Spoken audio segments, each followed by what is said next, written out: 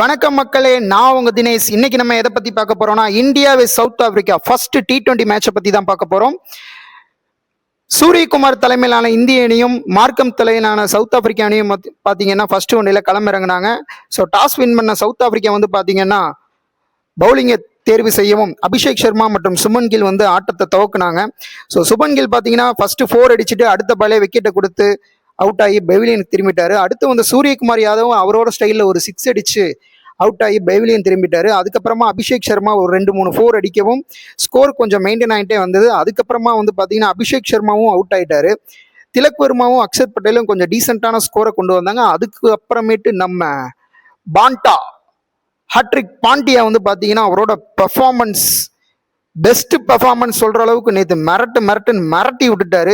அவர் பார்த்தீங்கன்னா 29 பந்தில் 59 ரன் 6 4 மற்றும் 4 6 அடிச்சு அணியை ஒரு டீசெண்டான ஸ்கோருக்கு நேற்று இந்திய அணியை கொண்டு போனாரு.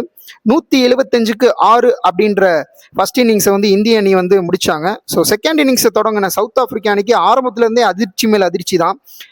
ஹர்ஷிப் சிங் பார்த்தீங்கன்னா டிகாக்க 2வது பாலே விக்கெட் எடுக்க அதுக்கப்புறமேட்டு வந்த பேட்ஸ்மேன்கள் எல்லாருமே சொற்ப ரன்களில் அவுட் ஆக கடைசியா 74க்கு சவுத் ஆப்பிரிக்கா அணி பார்த்தீங்கன்னா ஆல் அவுட் ஆகி இந்திய அணி பார்த்தீங்கன்னா 101 ரன் அப்படின்ற இமாலய இலக்கில் பார்த்தீங்கன்னா இந்தியா வெற்றி பெற்றிருக்காங்க.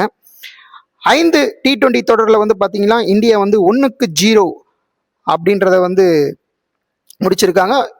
2வது ஒரு நாள் T20 கிரிக்கெட் போட்டி பார்த்தீங்கன்னா நாளைக்கு 11ஆம் தேதி நடைபெறுது.